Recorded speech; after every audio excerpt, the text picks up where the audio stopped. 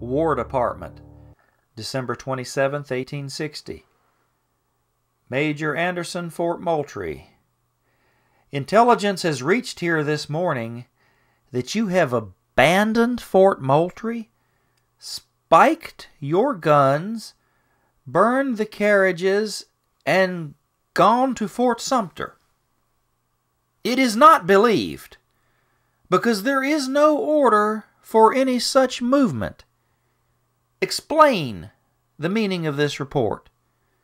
John Buchanan Floyd, United States Secretary of War.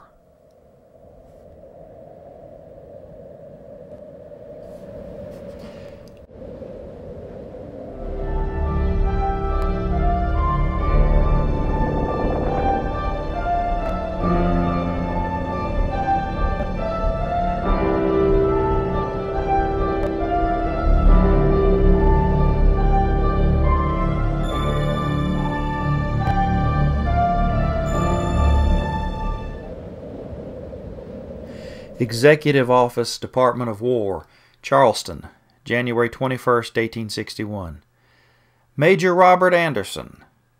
Sir, in offering to permit you to purchase in this city, through the instrumentality of an officer of the state, such fresh supplies of provisions as you might need, His Excellency the Governor was influenced solely by considerations of courtesy. As to the matter of procuring your supplies, His Excellency is indifferent whether it is done by the officer referred to, or whether your market supplies are delivered to you at Fort Johnson by the butcher whom you say you have before employed. It is only insisted on that the supplies, if sent, shall be carried over in a boat under an officer of the state, who takes to Fort Johnson your daily mails. His Excellency desires me to say that he willingly accedes to your request as to the women and children in Fort Sumter, and that he will afford every facility in his power to enable you to remove them from the fort at any time, and in any manner that will be most agreeable to them. I am, sir, respectfully yours, D.F. Jameson.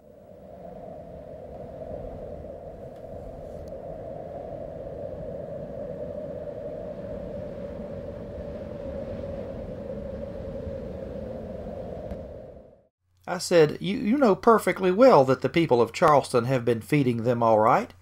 That is not what they are at. They are asserting a right. They will feed the troops and fight them while they are feeding them. They are after the assertion of a right. If there is a gun fired at Sumter, I do not care on which side it is fired, the thing is gone. Oh, he said, sir, that is impossible. Sir, I said, if there is a gun fired at Fort Sumter, as sure as there is a God in heaven, the thing is gone.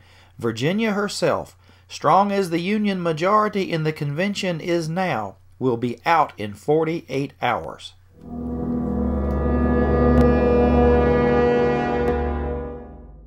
That 5 or 6 United States ships are in New York Harbor all ready to start. The United States steamer Pawnee has left Philadelphia suddenly for Washington, fully provisioned and ready to go to sea. It is probable that the efforts to reinforce Sumter may be made by sending in men in whale boats tonight. Should this plan succeed and the garrison be reinforced sufficiently to stand an assault, the attempt may be made to fight their way up by 5 or 6 war vessels. L.P. Walker, Confederate Secretary of War. Charleston, South Carolina, April 7, 1861. To Major Robert Anderson. Dear Major, your letter dated yesterday was received by me this morning, and I regret to learn that the firing from the mortar battery at Mount Pleasant yesterday was so directed as to render the explosion of the shells dangerous to the occupants of Fort Sumter.